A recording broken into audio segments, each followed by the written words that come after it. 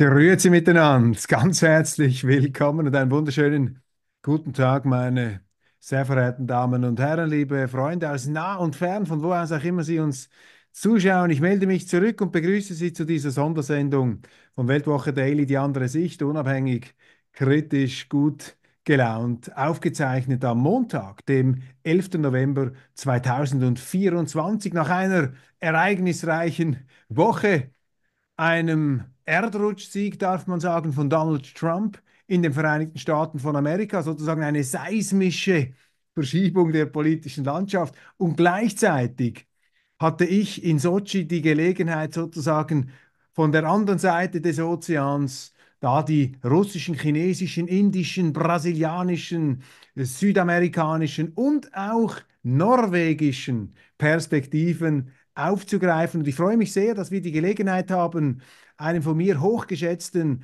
Politikwissenschaftler, Professor Glenn Diesen von der University of Southeastern Norway, hier noch einmal in der Sendung zu begrüßen. Ich hatte die Gelegenheit, schon in den kaukasischen Bergen mit ihm zu sprechen. Jetzt ist er wieder hier. Er ist hervorgetreten als Publizist, natürlich immer wieder auf Substack mit substanziellen Artikeln zur Geopolitik, und er hat ein hervorragendes Buch geschrieben über den Ukraine-Krieg, das mir auch sehr wertvolle Informationen gegeben hat. Und was ich an Professor Diesen sehr schätze persönlich: Er ist ein mutiger Intellektueller, er ist ein mutiger Politikwissenschaftler, er kennt Russland sehr gut. Er hat hervorragende Beziehungen in die Vereinigten Staaten von Amerika, etwa zur University of Chicago, zu Professor John Mearsheimer oder zum früheren Botschafter der Vereinigten Staaten in Moskau, zu Jack Matlock und vielen anderen hochrangigen Persönlichkeiten. Also er steht hier sozusagen an der Schnittstelle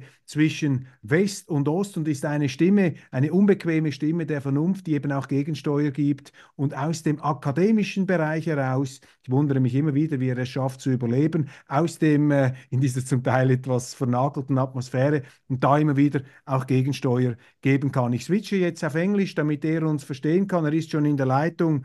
Und I want to send my best regards to Professor Glenn Diesen in Norway. Hello again. We met in Sochi, and it's great to have you here in the program in our Institute of Advanced Studies of Contemporary Affairs, of the studies of reality. This is our core business, and great to have you here. Was it good? Your trip back from Sochi to Norway, everything went fine? Yeah, very good. Very long, by the way. We have the flight closing down the mutual flight space, of course. One has to travel very long distances through Turkey, which is strange.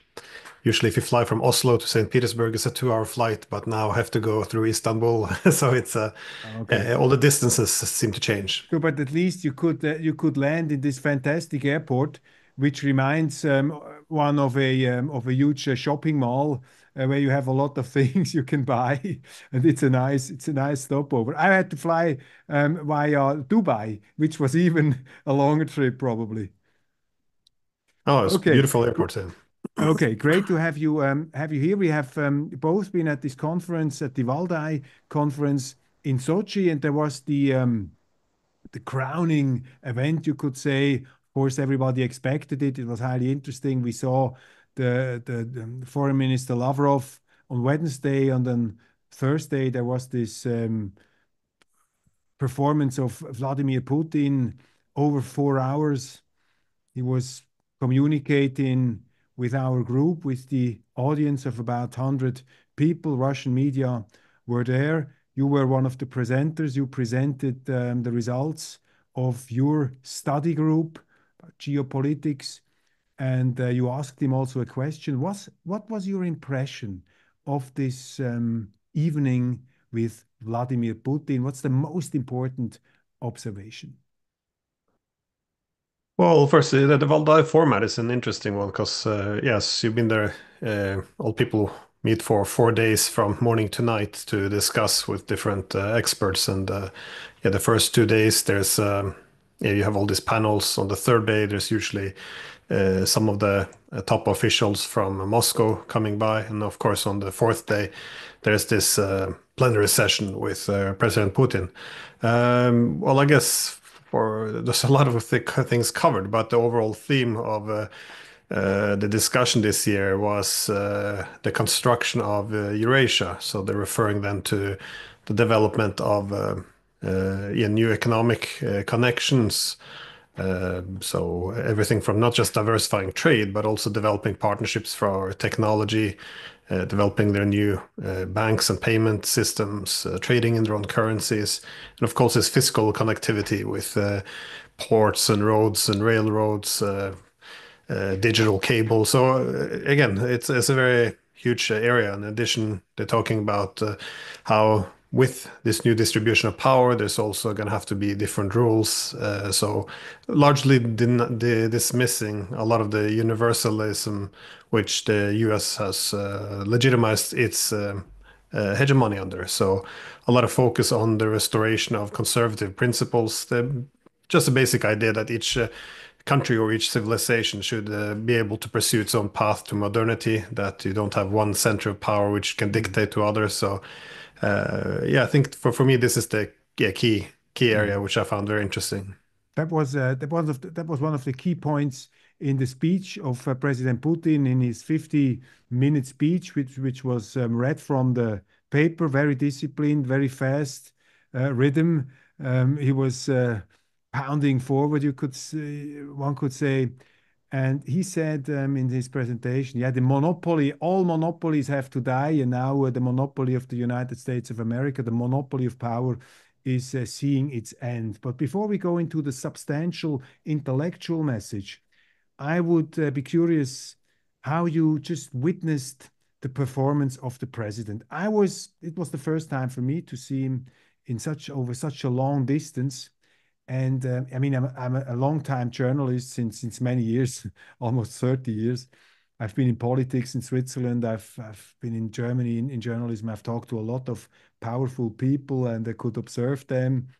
And everybody's different and fascinating in its own way. But something like this, I haven't seen before. I mean, 4 hours. You asked also a question. The questions didn't have to be prepared, or that you didn't have to send them in. It was really improvised, and he talked. He seemed to me very open-minded, even sometimes, yeah, relaxed.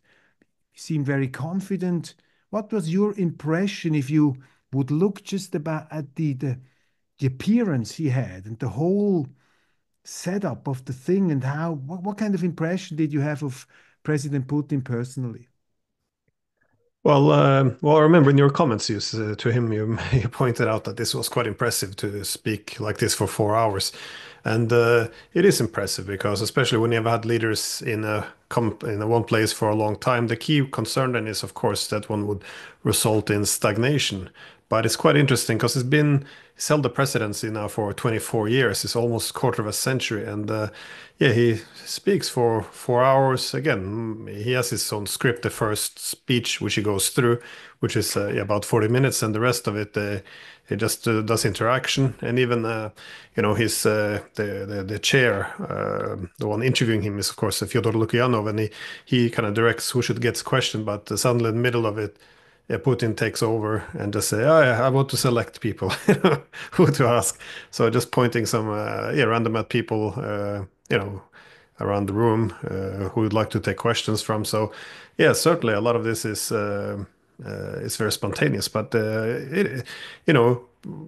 it- I guess objectively, some people like him, some people don't, but this kind of energy and engagement with the public, I would like to see this from more politicians around the world, because I think in the West, one of the things that that annoys a lot of people is we have too much focus on speech acts, and almost all speeches are written by marketing people now. It's like, well, what's allowed to say, what's not allowed to say, what's controversial.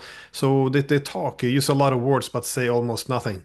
So to have a leader just confidently, outline his position, take questions from everyone, it is impressive skill to have, and Hmm. I think it's yes, a lot of energy.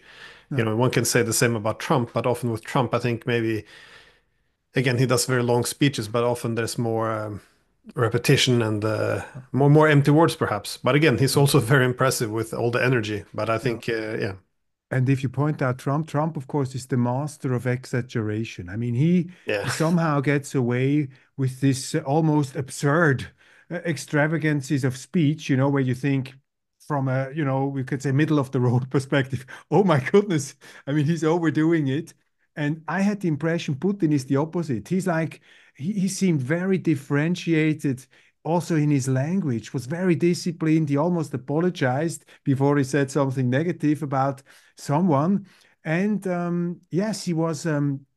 He, he tried to be as accurate as possible. And my reflection was when I listened to that for this long period, he was never yawning. I mean, he was always there. He was fully present, even though it was in the evening already. It began rather late.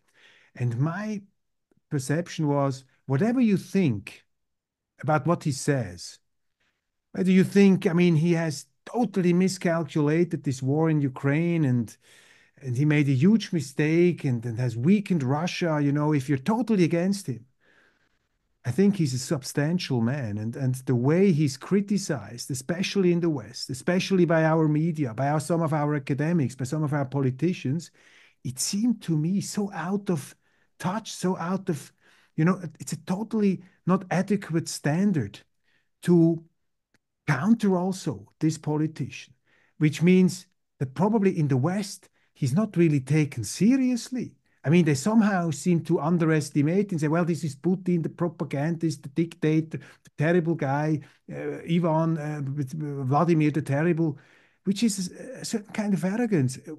Our people are not dealing with him seriously. That was a thought came to my mind. And what do you think about it? Is that did you have similar thoughts, or was there another point you would like to make in this sense? Well, there's many disadvantages of being in power for this long, but one of the advantages is there's a long track record. And if you look back at the statements coming all the way from Bill Clinton to George Bush, I think even Barack Obama once who said that, Putin is, well, I'm not sure if this is the word trusted, but he's a man you can deal with, and again, he's measured. And I think I know we're not allowed to say anything positive about a Russian president in the West anymore, but there is something about this diplomatic demeanor as well, because even there was uh, sorry, there was one question about this, trans women, which are biological men competing in male sports, and he kind of mocked it as this being absurd. And then this one representative from Algeria was, contesting whether or not, he was saying, "Oh, you're probably referring to this Algerian boxer," and he took the time to say, "Listen, if this is an actual woman, I apologize." So he still, has a respectful way of talking to people. For me, this is becoming a bit unusual almost, because if you listen to our politicians these days, when they speak about other leaders, be it Erdogan or Putin or Xi or like whoever we don't like these days, or we told we should hate, you always have this very aggressive Yeah. effort, and the goal is always to delegitimize them. So this is also why we don't meet with leaders we don't agree with, because we don't want to Yeah. legitimize someone we don't agree with. Yeah, But this is, I would say, this is one of the great diseases, intellectual diseases on our side, this moralizing. I mean, if you try to understand someone, for example, you try to make sense of his decisions, whether they are right or not, this always is considered to be kind of a legitimation. You're trying to justify the other guy. If you try to understand what are the historical reasons of the conflict in Ukraine, and you see that the West has made some mistakes, suddenly the people come, you want to justify the enemy, you want to yeah, justify. We're somehow in a Cold War mentality of mind. And this is, by the way, why I think it's so refreshing that you are, that you take the liberty to differentiate. And if you speak about this episode with the female boxer, it was very interesting. Putin was not sloganeering against transgender ideology. He just said, I mean, if there are people who would like to compete, they should compete in their own category. And it's not okay if biological men are competing in the category of women. So they could go in another category and there they would have their competition. This would be fair. I mean, this is totally commonsensical point of view. I was also struck about his words about the Ukraine, the Middle East conflict, where he was talking also to a guy from Algeria who said, "Well, what do you make of the genocide and this terrible behavior of the Israelis?" I don't, me personally, I don't think it's a genocide, but it's a terrible disaster, humanitarian disaster. Don't fight about words, but also there, Putin differentiated. He said, well, there was a terrible attack. They have the right to self-defense, but they have to take measured self-defense. And so how they do it now, it's not good. We have to find a solution. And yeah, that was for me the very interesting. But I'm sorry, I get carried Yeah, away well, no, here but by my I think that impressions. in Europe we are more vulnerable to this kind of demonization, not because we're worse people, but if you look in the European Union, for example, if you're going to have a consensus among this many countries, how do you get a consensus? Very different national interests. So there is a phenomenon, which is that we in the EU they tend to create, well, essentially shame everything. They say this one good position, one bad one, and then you remove all all the dilemmas, all the nuances, all the complexities which one should resolve. So and this is the way the shame descent into one position. So, for example, if you look at migration, there's a lot of reasons why one would be worried about having too large demographic shifts too fast. But then, if you're critical of it, then they say, oh well, you're a xenophobic person, or if you're against abortion, well, you hate women, or if you're critical of, let's say, gay marriage because you want to preserve the main institutions of society, well, then you hate the gays. And Mhm. it's just Yeah. the same with this LGBT stuff. If you're critical, well, perhaps we shouldn't chemically castrate children. Maybe it's not a great idea. Well, then you hate the LGBT people. So even if you want to take that position, you should still want to be able, if you want the success of this, for example, mass immigration, then you really need to address also the vulnerabilities, the weaknesses, so you can make it a successful policy. But we don't, because for consensus is often achieved through shaming. And I think the Mhm. same goes with foreign policy. That is, when we see Russia, we have a conflict with it, which is very good reasons why we have conflicts. This is most predictable conflicts, which have been building up for 30 years. And yet, if we want to discuss it, then it's always the same. Well, you don't want to legitimize the other side. So we buy into this idea by explaining their position, you're legitimizing it or even justifying. So we effectively say, well, either you're for sending weapons and or you hate Ukrainians and you support Mhm. the killing of of Mhm. Ukrainians. It's such an absurd and Yeah. also disgusting way of framing an issue, because Uh, if you really cared, for example, about Ukrainians, you would really delve into Russian concerns, because if you can meet the Russian security concerns, then you can influence their policy and then you can make a better world for the Ukrainians. But we do the exact opposite, and it's yeah. and this is why I get so frustrated, because these people who push this demonization, this maximalist view, they always they look like they're walking with this assumed moral superiority. Meanwhile, they're burning down the whole country. It's just, yeah, Yeah. it's shocking to me. But again, Europeans, because so many countries were trying to find some solidarity, I think we're more predisposed to this shaming and Yeah. uh, yeah, eliminating all dilemmas and presenting everything as good versus evil.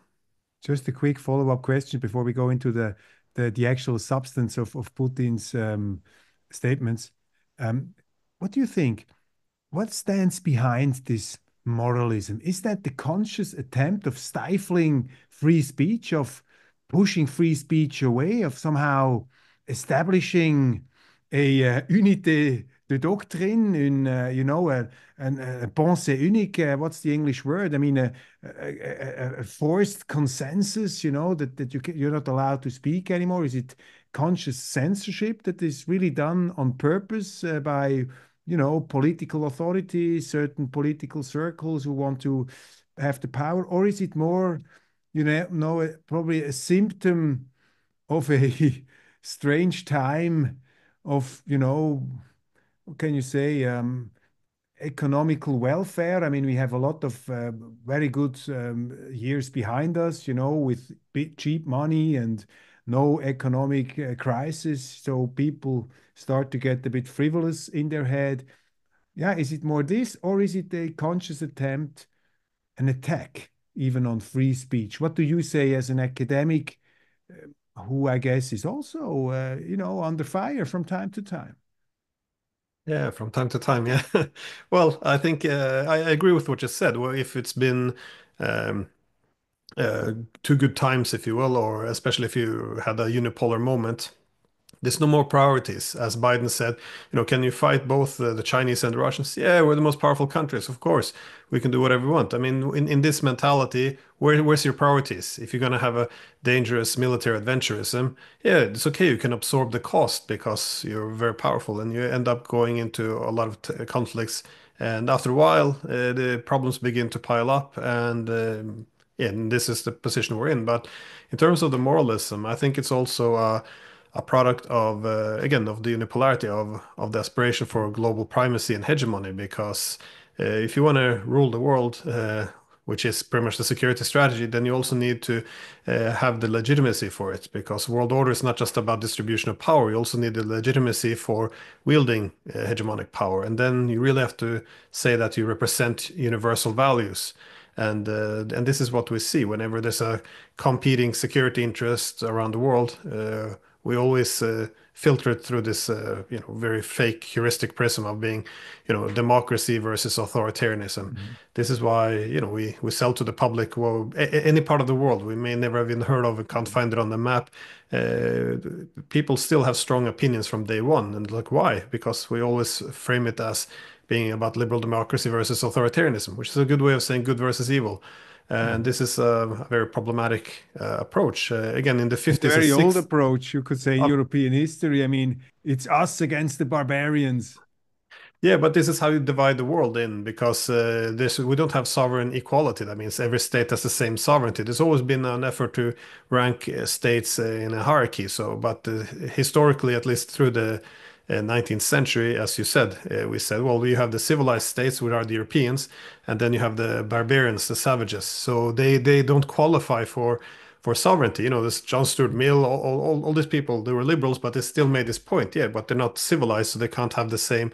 They don't have they can't have these rights if they can't carry the responsibility. So this is the argument then. But now, of course, we can't talk about barbarians and civilized people, but we converted it into liberal democracies versus authoritarian states because the authoritarians they don't have the responsibility it requires to fully enjoy the rights of a sovereign state. So they don't treat their population properly. We have the right to interfere, to promote democracy, human rights, maybe remove a government, all of these things. So we recreated a system of sovereign inequality where some states should be more sovereign than others.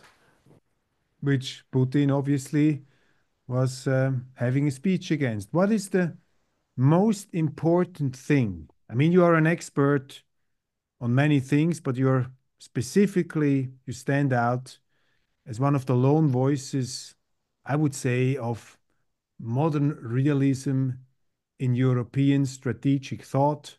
One could say somehow in the field of a John Mearsheimer, of a Henry Kissinger, probably a few years Very flattering ago. comparison, so thank you. No, no, I would say, I mean, you are a proponent of this liberalism, and of course you stand out with your book on the war in Ukraine, which is really a great book. We will show that to our readers. It's really an eye-opening experience. At least it was that for me.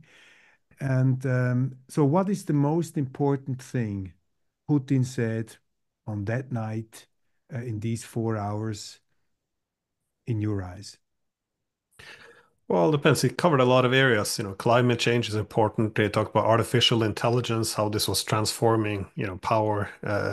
He spoke about BRICS as connectivity. But of course, the key theme was this Eurasian architecture, connecting the Eurasian powers. But for me, I guess they also talk about the New World Order was quite important Mm. because it's often been referred to in this sense as a neo-revisionist. That is, he's rejecting the hegemony, the unipolar world order, the liberal hegemony, if you will. He said this is unacceptable. He also pointed out that the world is completely new. That means it's an entirely new powers coming up. For example, China being the leading economy, you have from Brazil to India, all these new powers which has to be represented. So in this sense, revisionist because he wants to preserve the United Nations as the main representative of international law, but is also recognizing, again, the realist principle, which is that the institutions should be a reflection of power if they are efficient. Again, the reason why the United Nations had lasted for so many years is because, well, for example, it gave veto powers to the dominant states. So dominant states had an interest in preserving the United Nations. This is also why, by the way, why I've always been critical of removing the veto power, because if you do so, it might Mm. not be interest anymore of states to actually preserve it. So you want the most powerful state to want to preserve it, and so I think this is the main area. And he pointed out that, while the past 20 years been very tough, he's expected the next 20 years to be much tougher, not just because of the shift international distribution of power, the shift in world order, but also again the technology and new technologies coming. So he foresaw that. Well, he rejected the West's insist to Yeah. effectively rule the world to preserve this right, if you will. And And he said, if I want to jump in here, if I can jump in here, he said that the model he proposes or he sees developing, he was not really advocate. I thought he was not advocating something. He was just describing how he sees how the world evolves.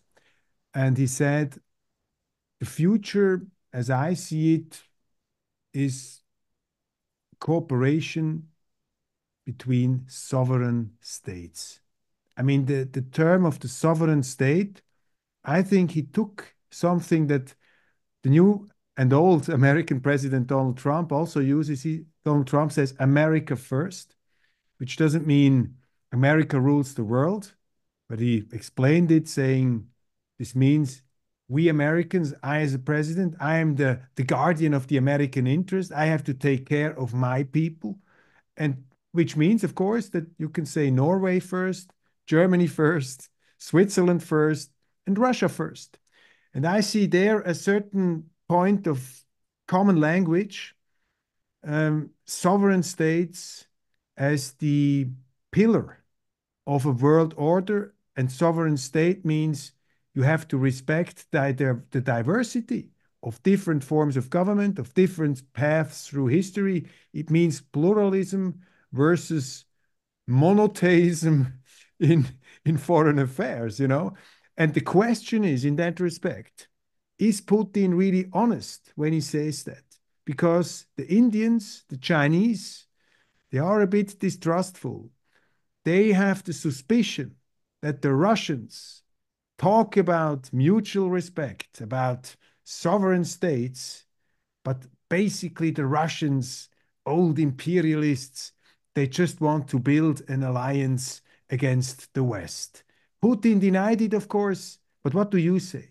Is this new nirvana, this land of love, peace, and happiness of sovereign states, is that somehow not designed by the Russians as a phalanx against the West? What is your take on that? well, for me, that's the million-dollar question. And indeed, that was my question to President Putin as well, because, we would sit there. It's not just Russians, of course. The vast majority are foreigners. So it's a lot of Indian, Pakistani leaders, Chinese.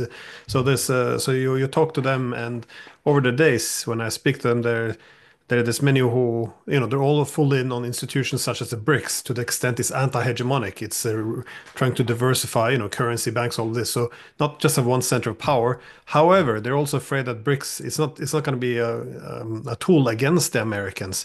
And this was therefore my main question for Putin, because if BRICS is an anti-hegemonic institution, then the whole world will jump on.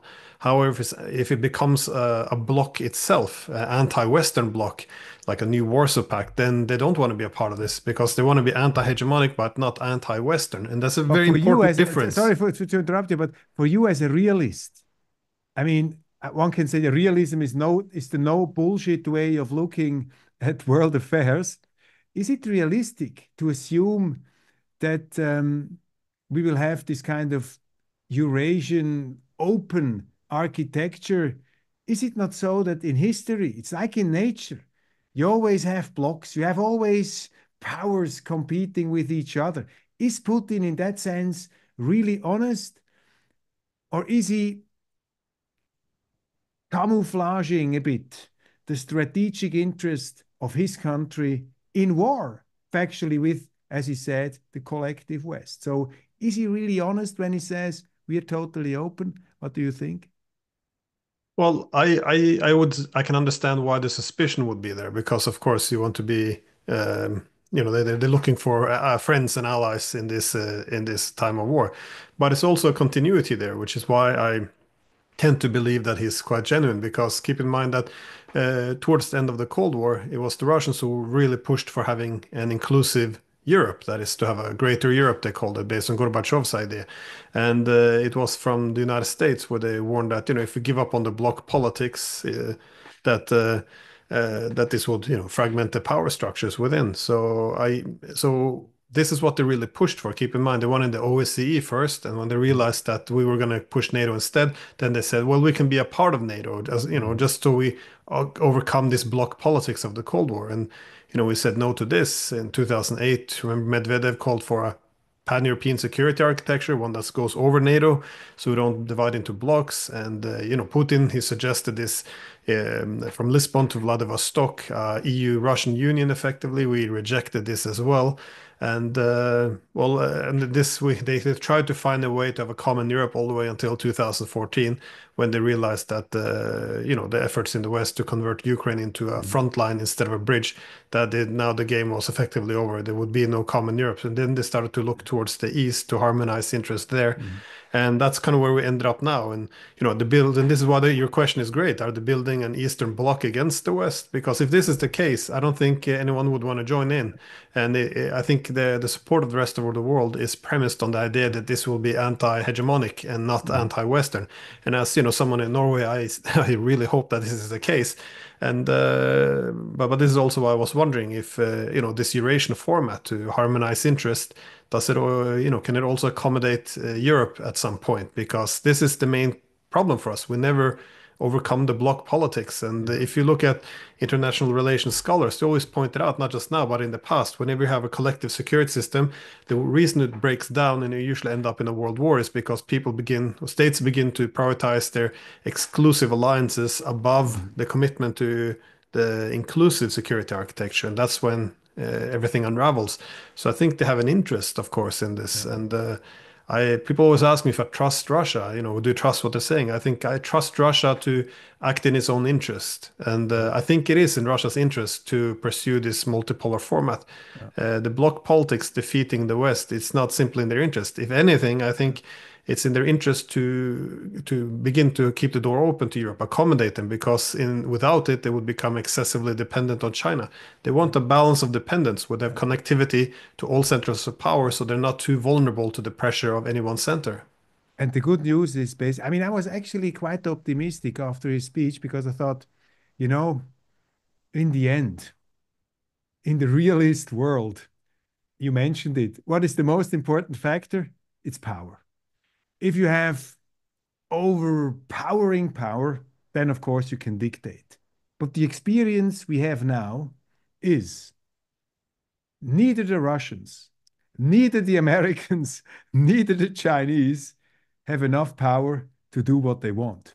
So this reminds me a bit, totally different era, totally different situation, of course, no comparisons whatsoever.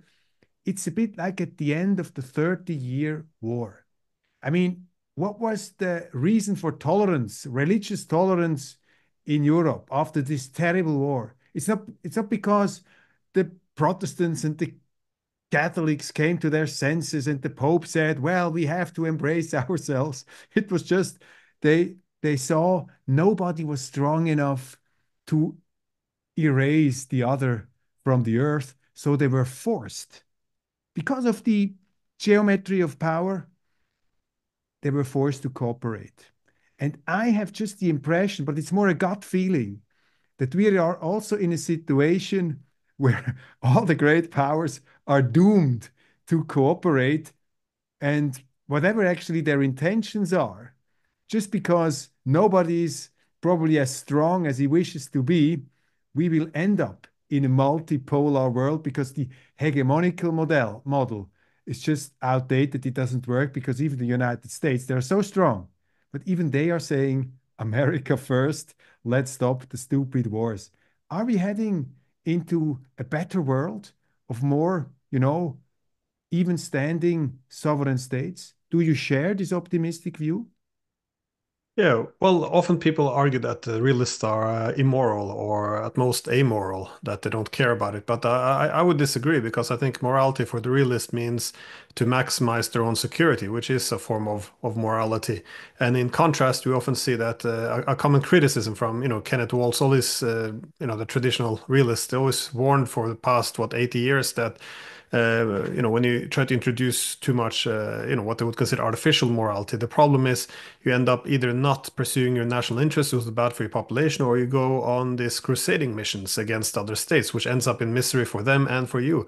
So I do think that there is that the balance of power has a better format. I would push back on one thing though, this idea that realists would always maximize power. I think the alternative is maximizing security, but which means that you expand your own power to the extent when you're balanced. But once you're balanced, trying to push harder then would undermine your security. So that's when you're balanced. Now you make a deal, and Mhm. uh, and for the Europeans, we kind of expanded gradually towards Russian border. We're not meeting any resistance until now. You would think that once we're meeting the full force of the Russian military, we would okay, well, now we're balanced. Now we make a peace deal, and because further attempt to expand power will simply diminish our security. So I tend to see realism being more security maximizers, but of course Mhm. power being the main instrument to stay safe in this world. And the Uh, optimism, from the realism to the optimism, do you share my optimism regarding at world affairs? I mean, we're actually still in very gloomy times, but I'm somehow I left this conference optimistically. yeah, well, it's an all or nothing situation because we're either gonna destroy the world now in a world war, or we're gonna, I think, come out at the other end maybe at a better place because we are in a transition. Now, I think multipolarity is more stable than unipolarity, but I also recognize in this transition it's a very dangerous and unstable time. But no, I agree, and I think the comparison with the 30-year war is quite reasonable because then you also saw the reason why we were fighting each other was because no one power was able to dominate. Even when if the Habsburgs were too powerful, you would even see the Catholic French aligning with the Protestant Swedes to balance the other Catholic Habsburgs, simply because they wouldn't accept a dominant one. So you then saw again many centers of power with their distinctive traditions or values. And this laid the foundation for the modern world order. And I think you see something similar now. As you mentioned, China has a lot of interest in being the leading economy. It's good for its power and its security.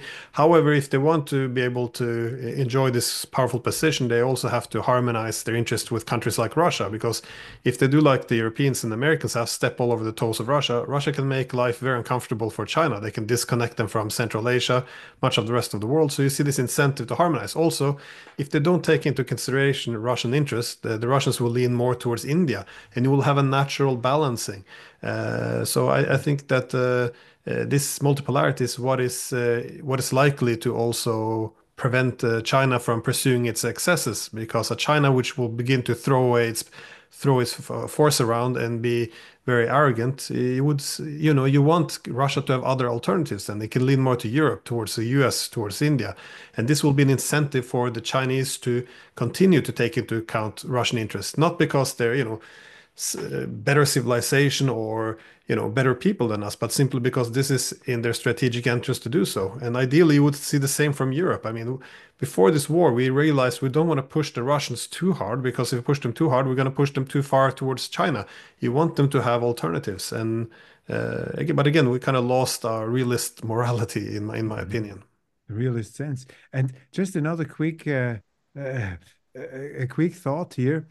Going back to the 30 Years' War, I just came up to this just in our conversation. I mean, the famous, you could say, political realist Thomas Hobbes, the philosopher of civil war and of crumbling authority of the state, he had this fascinating observation. He said at the end of the religious warfare, they came to the conclusion, to the principle, cuius regio eius religio, which meant nobody should try to force the religion onto the territory of another state or of another monarchy. So every monarch, every president, you would say, or every country in today's language has the right to define its own religion. This was also the tolerance that emerged from this terrible war. And now I would take the parallel and say, cuius regio eius religio means today that every country has its right of its own form of government. And the Europeans and the Americans have to come to terms with that. And they cannot just say, well, we don't like the system of Russia, we don't like the system of India, we don't like the system of China, or we don't like the direct democracy of Switzerland, which is so critical about the European Union. They have all to have the same system, also not cuius religio, eius regio, sondern they want to have a uniformity. And this new sense of plurality of political traditions, political cultures, political systems, this could also come back in this piece of, you know, yeah, piece of necessity, because nobody is strong enough to force a form of government onto the other. Another optimistic, probably silver lining at the horizon. Yeah, but I think that's a good comparison to the 30-year war because if you can, for example, have a Holy Roman Empire which dominates as a hegemon, it also needs the values to legitimize this Mhm. system of asserting sovereignty over others. So you want to represent universal values. So if you represent the Catholic Church, then you have we're able to assert essentially sovereignty over all the people within all of Europe. So when you see the distribution of power shifting towards multipolarity, you also need to have the source of legitimacy behind it, that each center should be allowed to rule Mhm. themselves. And this is why the Chinese, the Russians, I would say even India would be very hostile towards this idea of the liberal exceptionalism, because under what we're saying is these liberal democratic values, they're universal. And it sounds lovely. I like liberal democratic values to a certain extent, but when you use this, when translated into power, what we're saying is, well, this is why we have full sovereignty and you have limited. This is why we can represent your people sometimes if we need to. And this is why it's unacceptable to everyone else. And that's Mhm. why not just the Russians, but the Chinese are also countering this with the idea that, every civilization should have its own path to modernity. It's not necessarily a rejection of democracy, it's simply rejection of universalism. Because once you introduce universalism, you also forego the principle of sovereign equality. Yeah. Because if these values are universal, why in your state isn't living up to them, why shouldn't we interfere? Indeed, it's our moral obligation to interfere, to support human rights and democracy within your country. And once the sovereignty is breached, it's hardly, if ever, will this only be altruism. Even though how good we would be, how much we would want the best interest of Chinese people, for example, we want more human rights. Once you have this right to interfere in their domestic affairs and promote democracy there, then of course it's going to be corrupted by power interest, which is what you see these days as well. Whenever we talk about democracy or human rights, the rest of the world fear that we're already preparing our bombers. So yeah, it has a corrupting effect. So I think the best thing in the West we can do if we really want liberal democracy is to build our own strength and be a model to be emulated, not to go around the world. There's also a common criticism of Woodrow Wilson, by the way, when he Yeah. said he will make the world safe for democracy. No longer would there be this beacon to be emulated by the rest of the world, but they would go on a civilizing mission, effectively send their military abroad to Mhm. push these values on other states.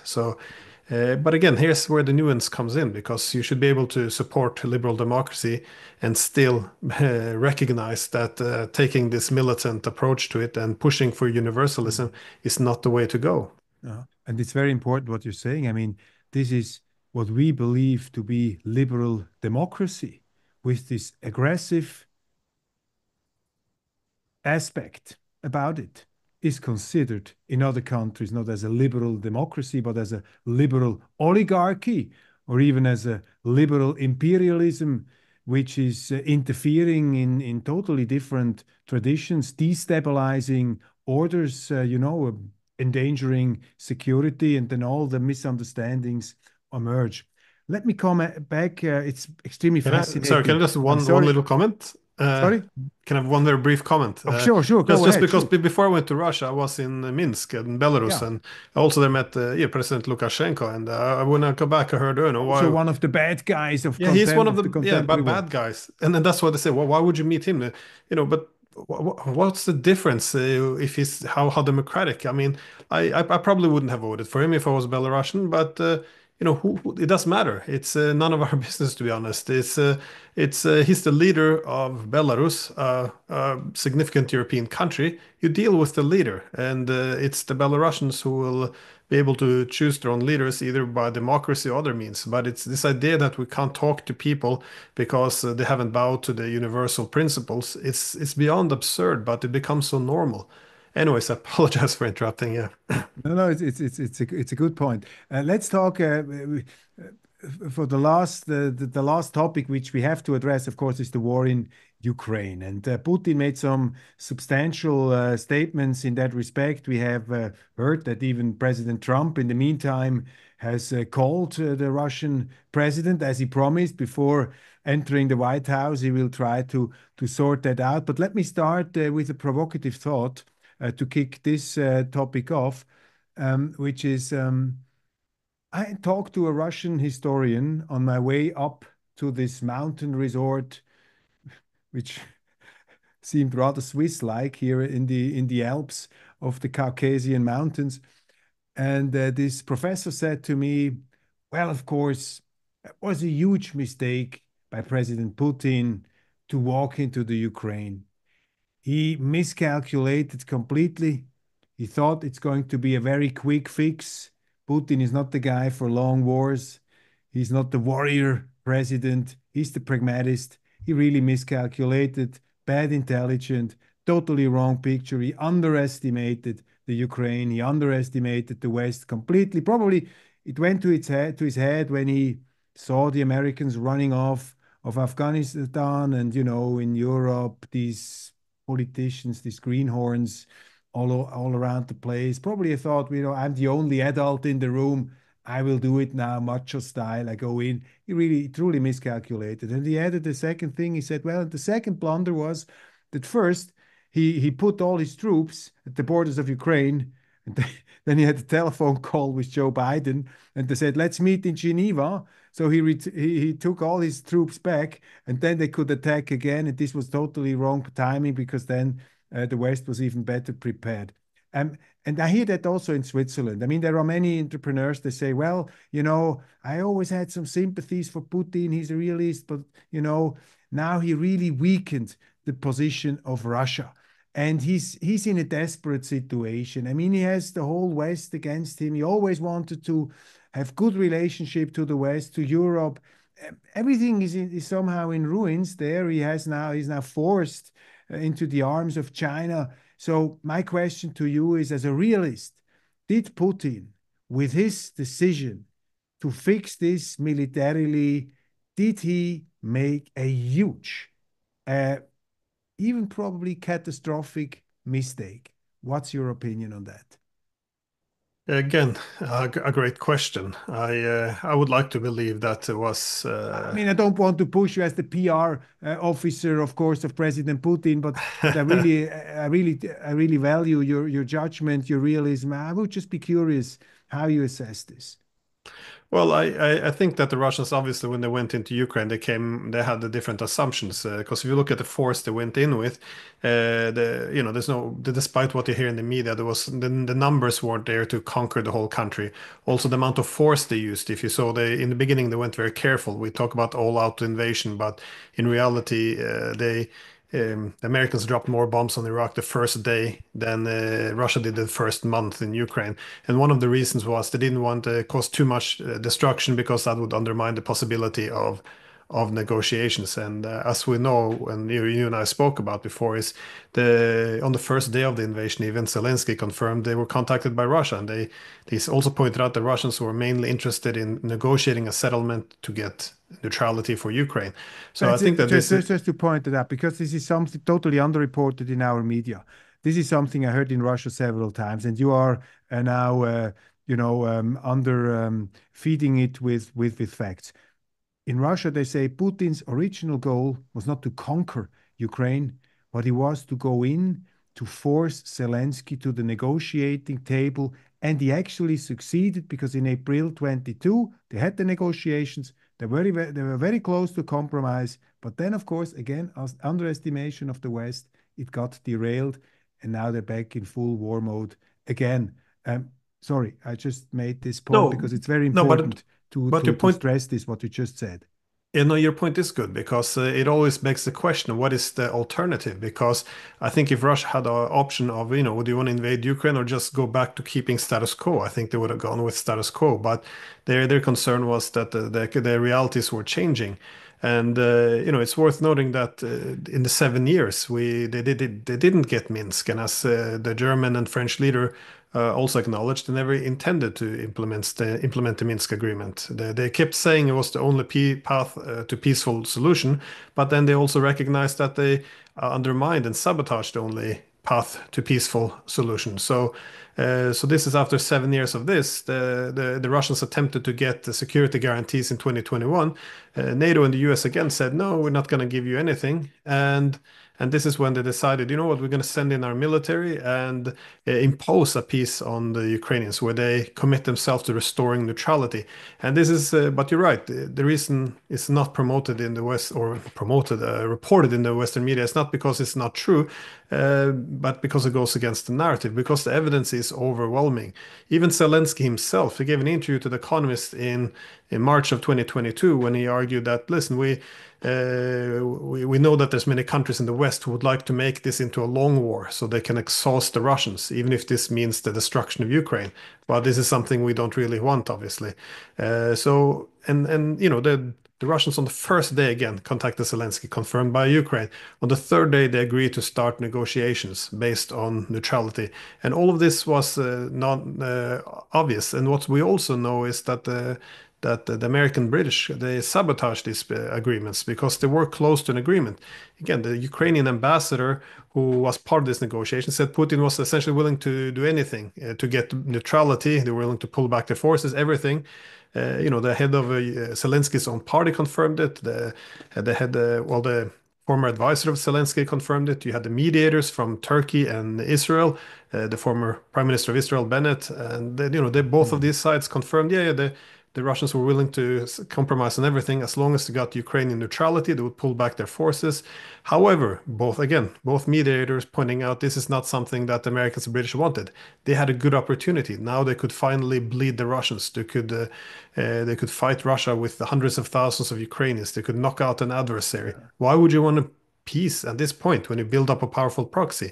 So all of this is missing from the media. And I always ask because people say, oh, it's controversial, Russian talking points, all these empty words which try to delegitimize you. But no one ever actually contests any of these facts because it's overwhelming evidence this is what happened. But nobody wants to talk about it because if you look in narratives, what does this mean? All that means that now you're supporting the Russian narrative and not the NATO one. Yeah. So now you're a traitor. But again, Yeah, sure. this is it's absurd because But this is still, I mean, objective reality, and it's sure. But ignoring still, it is not in Professor our D, I mean, interest. still, one observation remains. When Caesar crossed the Rubicon, for whatever reasons he had, probably good reasons, to fight a corrupt Senate who was commanding over a falling of a Roman Republic falling apart. I mean, Caesar probably would have said, "I am totally legitimized to cross the Rubicon with my legions." And at the end, he was dead. I mean, he won. Of course, he could become some kind of emperor, Julius Caesar, but then he was killed by the Senate because he underestimated the Senate. He was getting probably too full of himself. And the question I ask myself always, and I cannot give the answer. I agree with your points. Of course, I think it's very important. It's totally lacking in the picture, but still the question remains: when you cross the Rubicon, as Putin did, was it not a huge miscalculation? Is he now in a situation that he actually never wanted to come about? One could argue, I mean, if you say that the Ukraine is such an important element in the strategy of the West of diminishing Russia, then you should be better prepared if you walk into that contested territory. If the Ukraine has that role that Putin gives it in his narrative, the collective West uses Ukraine as a sledgehammer to destroy Russia, to push it aside as an independent power, to have it as an underdog and its natural resources. I mean, if you see that as clearly as Putin obviously does, then I think the mistake even gets bigger because then he really criminally underestimated his opponents and also the determination of his opponents to use this country, now his language, to attack, to bring Russia into difficulty. So again, the question, is it from the realist point of view a miscalculation, a huge blunder, a catastrophic error on the side of the Russian president? Well, I think it's hard to argue that it wasn't because, as I mentioned, the goal was we put our military, we run into Ukraine, and then the Ukrainians will accept to implement the neutrality which they initially had agreed to, and you can go back to things war. But the fact that it didn't happen, I think this is good evidence that it Mhm. was a miscalculation. And again, on the topic of Valdai, because I go to this meeting every year, and I noticed that. In 2022 when I went, the mood was very different. And again, the mood was, they walked into a trap. I remember I was at the Eastern Economic Forum that year as well as the St. Petersburg International Economic Forum, and Valdai, all these meetings, I got the same feeling that they walked into a trap. They sent in the military to impose a peace, but then once the NATO went to Zelensky and said, "Listen, if you'll fight the Russians, we'll give you all the weapons you need. You'll be the next Churchill. That the Russians will have to leave and get nothing, and you'll be able to join NATO at the end." This is, by the way, something the former advisor of Zelensky also argued that the big war with Russia was the ticket into NATO. Anyways, so throughout 2022, I got the impression Russia that they realized they walked into a trap, and they Mhm. weren't prepared for this. As you said, if you should at least be prepared when you take this gamble, and then because they were not prepared to fight such a huge war. But this is when in 2022 they began to mobilize all their troops. They begin to um, they begin to uh, um, to put up production, sourcing more weapons, and preparing for a big war.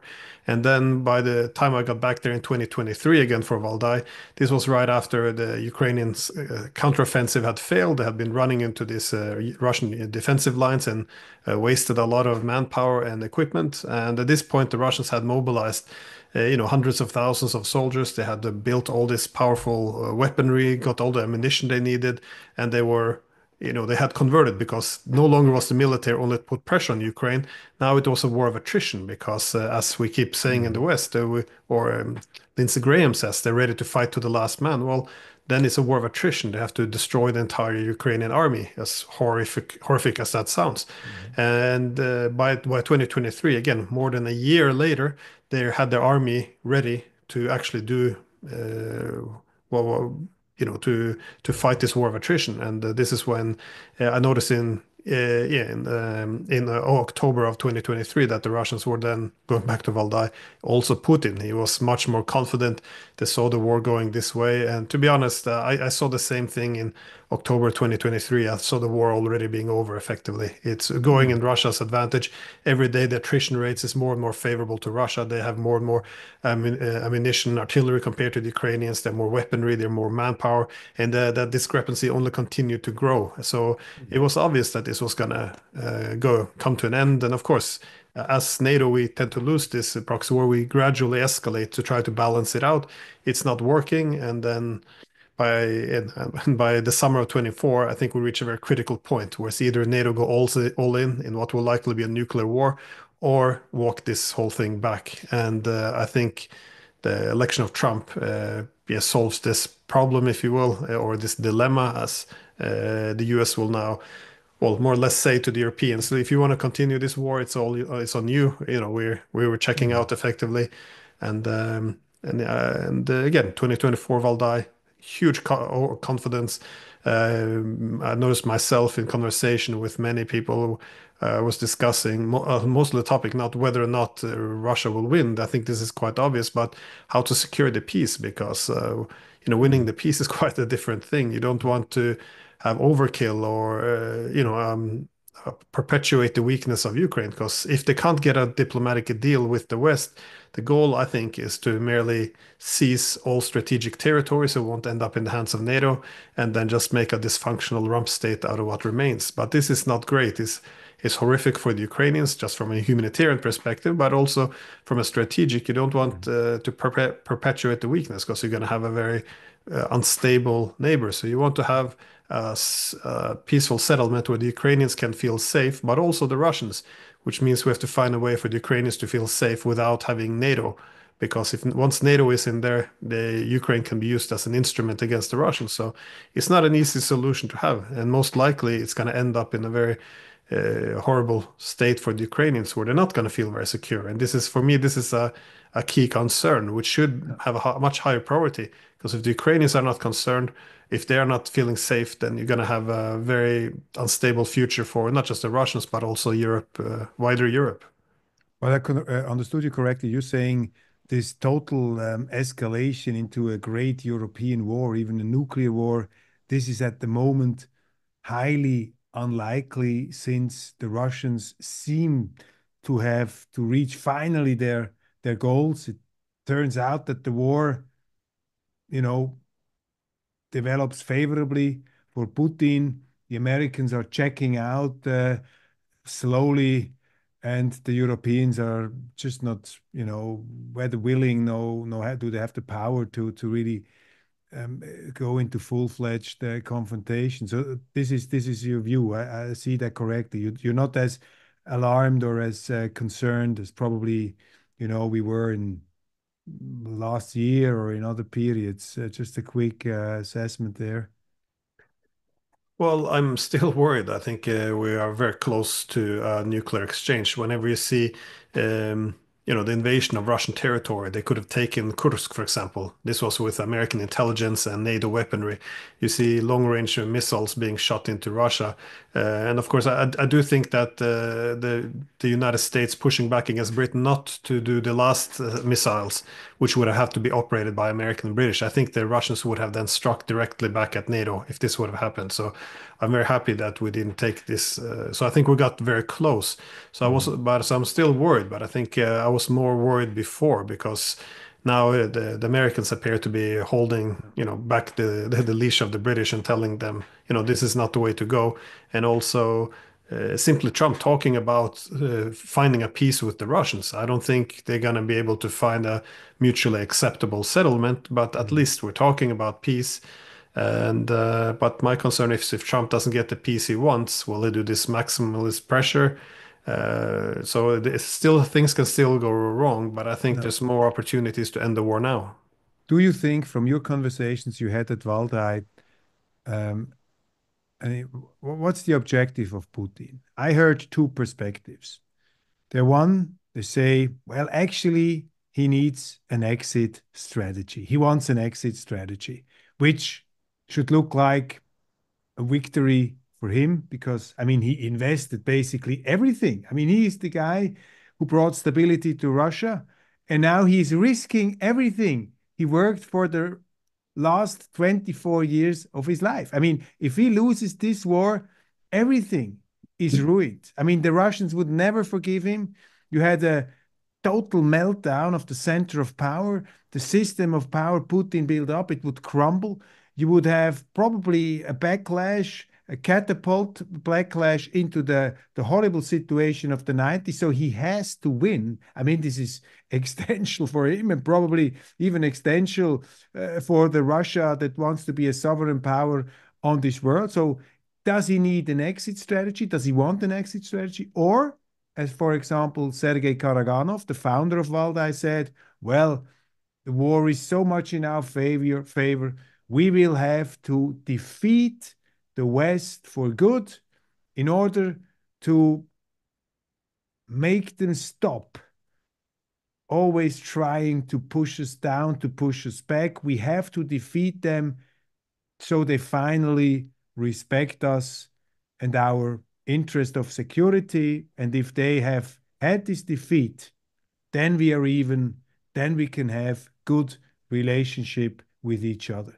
What is it going to be? The exit strategy camouflaged as a victory, or is it the Karaganov way of defeating the West? What do you think? Well, I respect Karaganov. He's a fascinating person. He's been there from Brezhnev to Gorbachev and Yeltsin and Putin, advising all of them. So I can appreciate his perspective. But on this, I'm really hoping it's the first option there, because I think a political settlement would be much better. And also, I don't think Russia's objective should be to necessarily defeat the West. I don't think this is necessary, or at least I hope not.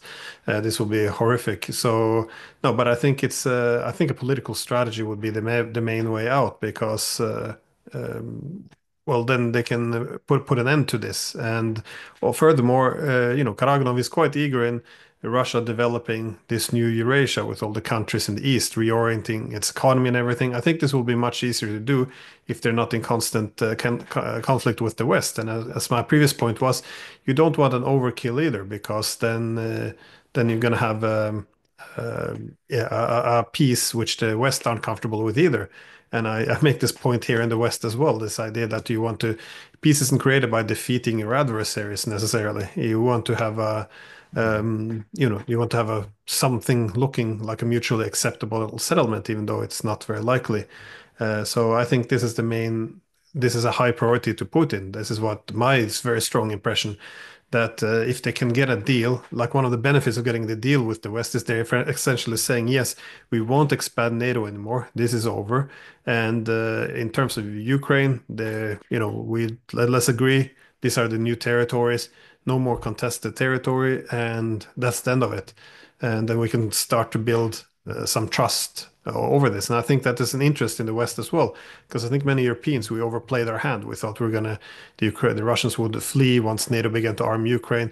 We thought we were going to crush their economy before the end of the week. We thought that the rest of the world would, follow our commands and isolate Russia. So nothing worked as we thought. So I think if we can get a peace, a mutually acceptable peace, many in Europe would like to Mm. restore something that resembles normal relations. Because keep in mind, perpetuating military conflict in Ukraine, it's going to be horrible for both Europe and Russia, because you have other centers of power which are much more powerful, be it U.S. and China. As long as we have this military conflict and dividing lines in Europe, the Europeans will be excessively dependent on the United States, and even Russia will be more dependent on China than they would otherwise want to be.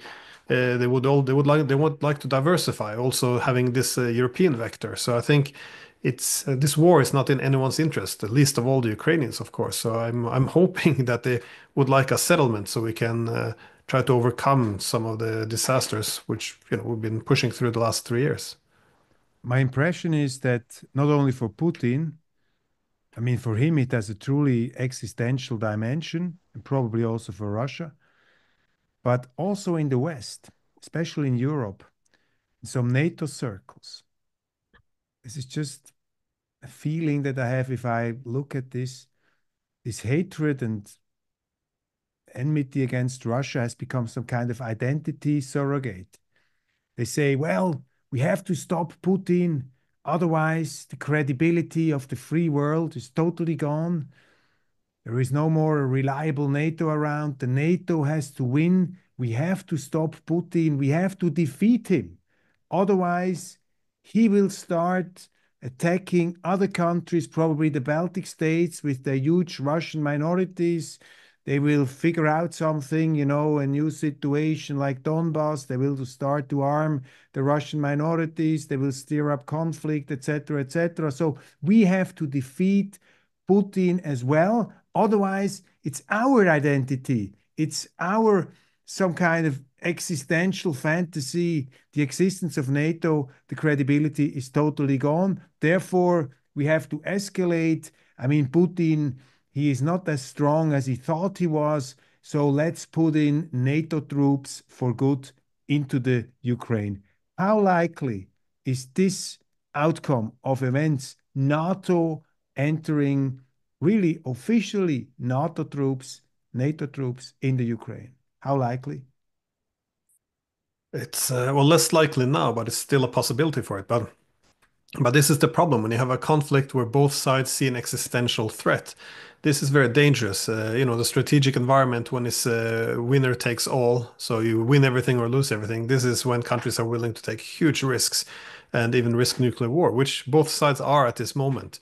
But at the same time, we never define these things. Keep in mind that we decide Russia also sees this as an existential threat, and I think this is why the Western countries, well, NATO, when we keep saying we're defeating Russia, but no one ever defined what victory over Russia means. The idea that you can defeat the world's largest nuclear power on the battlefield, and somehow it's just going to withdraw and capitulate and submit itself to the West. It's never going to happen. You should pick up a history book and read about Russia. This has never happened before in history. It won't happen again.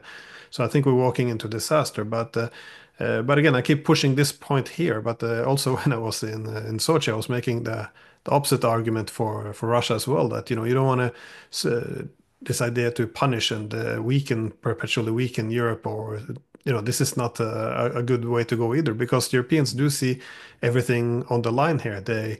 If you look over the past 30 years, this whole European project, how it was built, everything is on the line now. The Americans will take their more limited resource and go to Asia. NATO will be discredited from this failure in Ukraine as well as Afghanistan. The Europeans are now weakening their economies. They're becoming less and less relevant, less and less prosperous.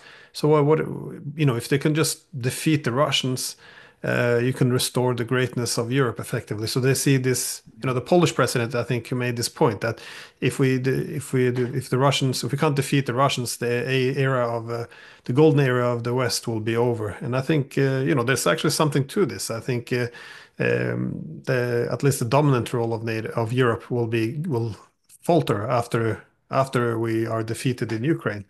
And So we still have the options, which is actually the more sane option of being not the dominant force, but the most inspiring force with our qualities. If we start to be a role model which is emulated and is not trying to force its virtues upon others. Well, so it seems, and now, I mean, it's so interesting. And it could go on for hours. I'm sorry to take so much of your time. But so at the end of the day, we have to come to the conclusion that a lot of hope rests on the shoulders of the new American president, Donald Trump. Is he the Deus ex machina?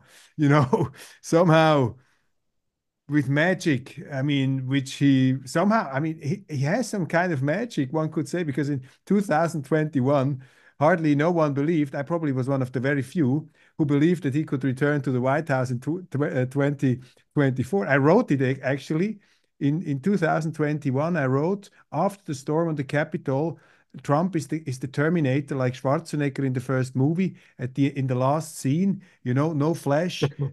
His leg were shot off. He's in this terrible machine with this pounding voices.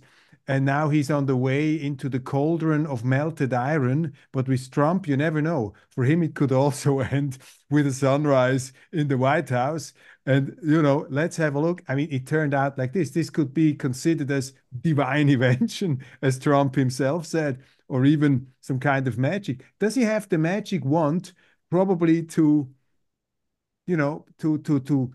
cut this Gordic knot of the Ukraine war? What do you think of what you've heard, what you see now, these intervention telephones, the proposal Putin said neutrality on the basis of the military situation of today, but the Russians are ready to accept an independent Ukraine, not a rump state, but an independent Ukraine, but a neutral Ukraine, no NATO. He's ready to speak to everybody. That was astonishing. He said, I'm ready to speak with the Europeans, I'm ready to speak with the Americans. So is Trump solving the problem? He could again, but no, this was actually one of the main optimism from Putin's speech, the idea that he's keeping the door open to the West, that we can still find a way out of this, as opposed to fighting to the bitter end. I think this is we should see this as being positive. And I just like to add, yeah, I kind of agree on the view on Trump. I mean, love him or hate him, the guy is quite a fighter. The first time he took the presidency, keep in mind, Amazing. no one from the Democrats wanted him, no one from the Republican Party wanted him, the media hated him. I mean, he had everything going against him, and he still took the presidency. And then, of course, you had the whole Russia Gate thing where they presented him as an agent of Russia. In 2020, you had 2020, you had this. The media having going all the way, from censoring the Hunter Biden laptop, and in this election, you see they used the judiciary system as a weapon Yeah. against him. They impeached him twice. They attempted to remove him from I think 16 state ballots. They really did everything to go after him, and still he won. Not just a victory, but he took. They called him a racist and a bigot and a Nazi, yet he did better with the blacks and the Latinos than all other former Republicans.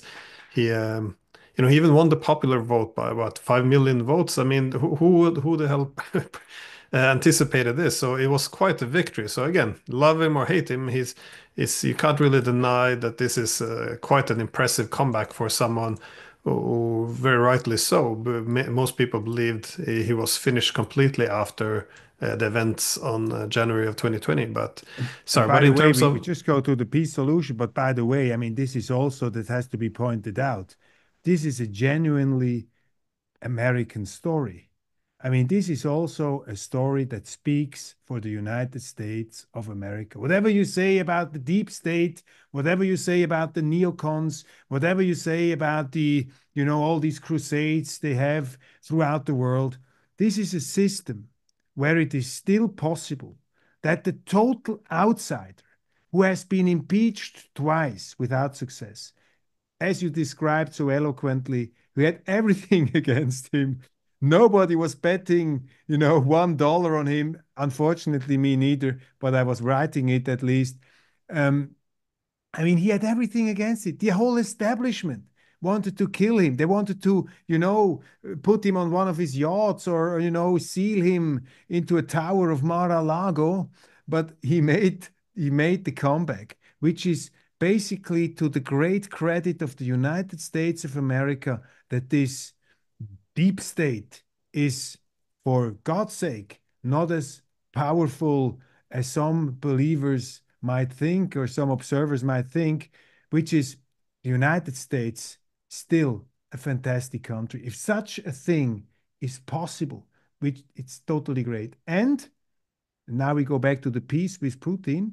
I mean, this is the same experience that Putin has. He's some kind of Trump of the East. He's the guy, everybody goes against him. He's totally with the back on his wall, at least in the Western perspective. So probably they find a common ground as fighters, as people who have some kind of similar existential um, experiences, which could be a silver lining at the horizon as well, regarding the peace in Ukraine. So how realistic is now a peace in Ukraine with these two, you know, phenomena, these two political specimen, Trump and Putin?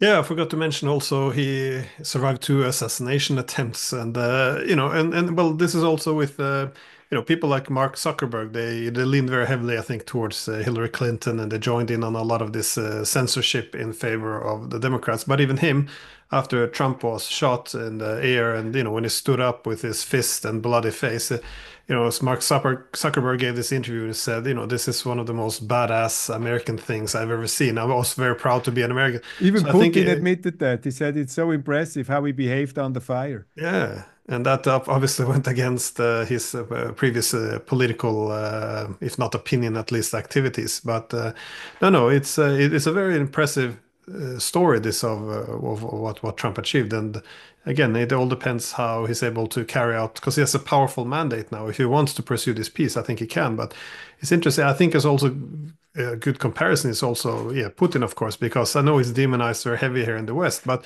keep in mind that after he took the presidency over from Yeltsin, this was all the way at the end of the 90s. Keep in mind what the situation was in Russia, because in Russia, in the beginning of the 90s, they wanted to, pursue democracy, capitalism, and just integrate into the West. They couldn't get fast enough to the West.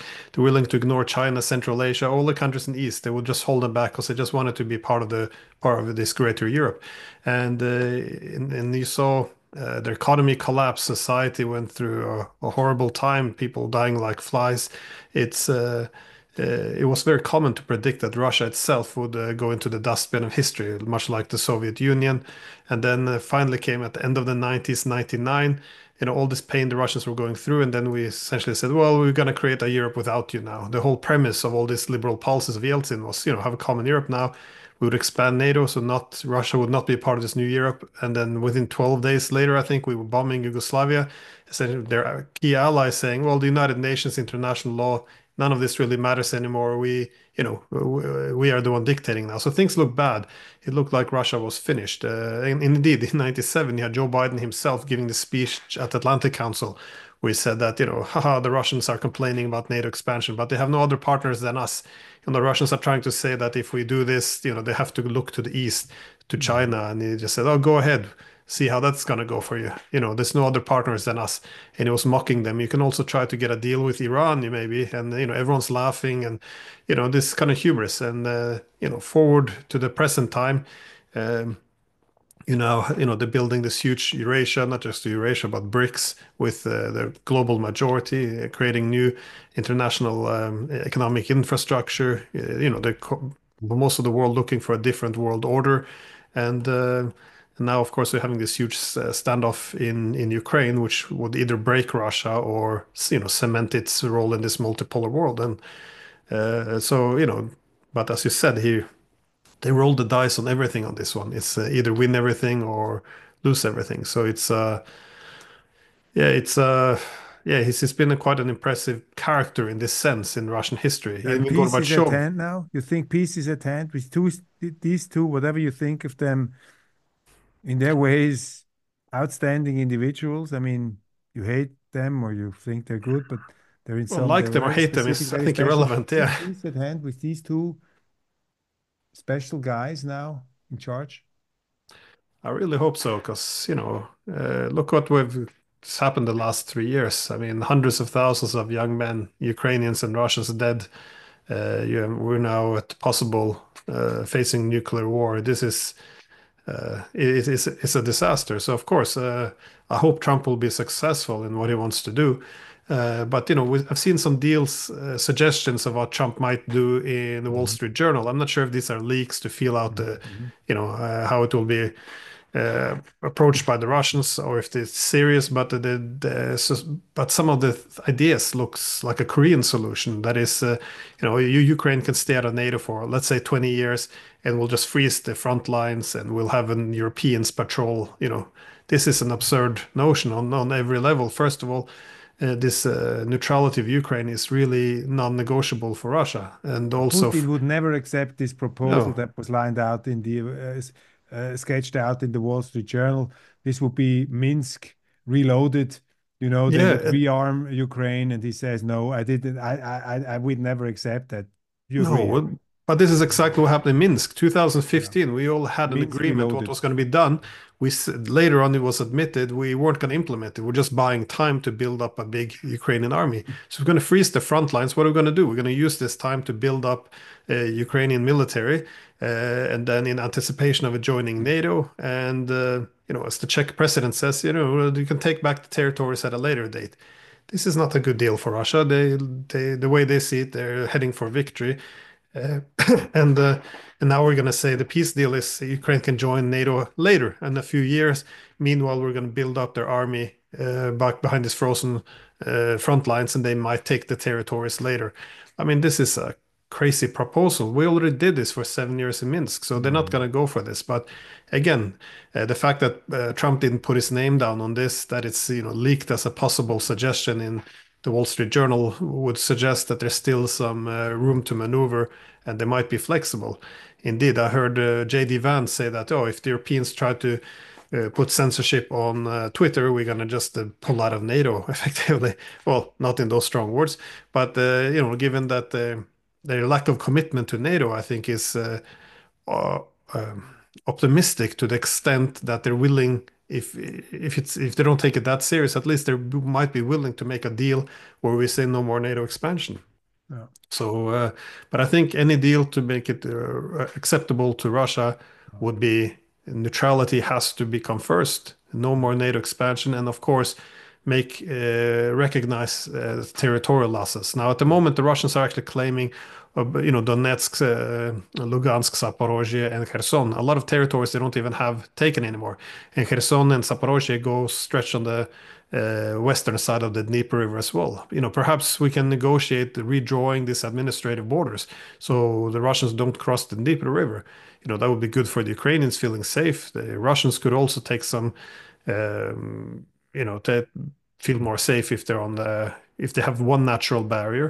So also, yeah, Ukraine wouldn't be landlocked. There's many things that can be done, and I try to point these things out because every day Europe, this war goes on, our negotiation power will weaken.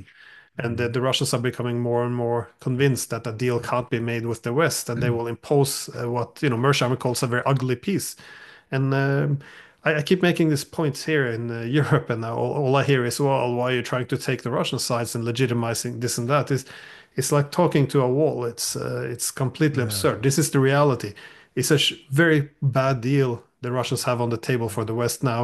It's going to get worse in the future. This, going back to what the Russians deal they offered before it was sabotaged by the Americans in Istanbul, it's gone. They want the same one, but plus the territorial changes over the past Exactly. 3 years. This is the So, reality, and we have yeah. to adjust, accept reality, unless we want to make the situation much, So, much worse. so we see there is probably the will to make peace, but what is, as what we see supposed to be on the table is quite far away. I mean, the time is proceeding. I have one very last question, which is we have to try to answer it as quickly as we can because it's a rather complicated issue. I mean, from the European realistic perspective, in the interest of Europe, of European countries, especially Germany, good relations with Russia are very important. Putin mentioned in his speech his great respect for Chancellor Kohl, who said to him in St. Petersburg, the friendship, collaboration between Russia and Germany is existential for Germany's future. And Putin described this, blew him off, was deeply impressed him, and he said, this was the leitmotif of my foreign policy, to have this close collaboration with Europe, especially with Germany.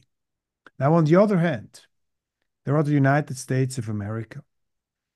And talking from a realist perspective, it is not in the interest of the United States of America that we have this symbiosis of Germany and Russia.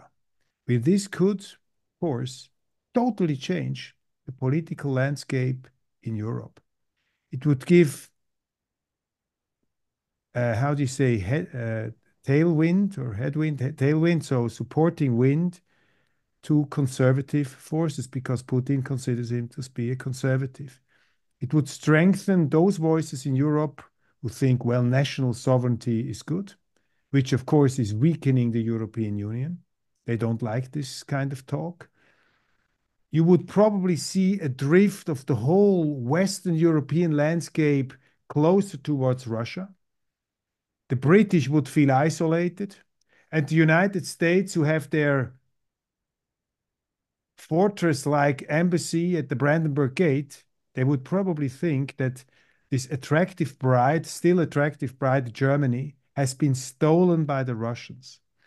So now this is my last question for you. What should Germany do? What should Europe do to have great relationship with Russia as far as energy is concerned, but also with China as far as the markets are concerned? You could say even the global south, the so-called global south, good relationship, without alienating the United States, which have a clear interest of destroying the close ties between Russia and Europe, which are so important for Europe and also Germany. What's the solution of this conundrum? Well, it's yeah, that's a difficult question. So I think actually there's an international distribution of power which is very different from the past, which we seem to build our policies on. Keep in mind that ever since Napoleon had a Napoleonic system in the beginning of the 19th century, the whole concern for Britain was if the Europeans all band together, they will diminish the role of Britain. So this is why the British always had this strategy of, keep the European continental powers divided, and the British would rule from the sea. This is also what the Americans did from the 20th century. Um, Dostoevsky has this famous quote where he said, the goal of the British in Eastern Europe is to make them hate the Russians as much as they do. And I think that's still true. You want to keep the main power divided. But this might have been a good policy in the 19th century and 20th century. But in the present time, if you push the Russians away from Germany, have another Crimean war like we did in mid-19th century and push Russia into Asia, which is again something we're doing now, they end up with China, like Germany on steroids. So I think this is not an ideal scenario for anyone. If anything, you would want the Russians to be able to diversify, to have this Indian vector, to have the European vector, not to become excessively reliant on China. So I think it's in the interest of the United States because Trump keeps saying he wants to split the Chinese and the Russians. That's not going to happen. But you can enable the Russians to diversify, which is in their national interest. So you can trust that they would follow their interests. But what can the Europeans do? I think the goal of the Europeans after the Cold War was this interest was harmonized with the United States. It was collective hegemony. You would have one. The West would dominate the world. West would be two pillars, the United States and the EU. So the EU was striving for equal status with the US. I think this is obviously failed. But now that we're in a multipolar system, the Americans are telling the Europeans, well, you have to ally with us and, cut your ties with the Russians, the Chinese, the Iranians.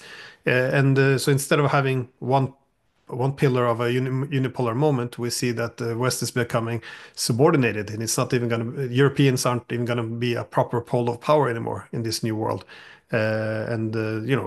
This is what Macron was talking about before the war as well. We are becoming vassals, or we are vassals, and this is even more so in a multipolar world. In a multipolar world, if you want to be a center of power, you need to diversify. This is why everyone is diversifying. Everyone's pursuing multi-vector policies.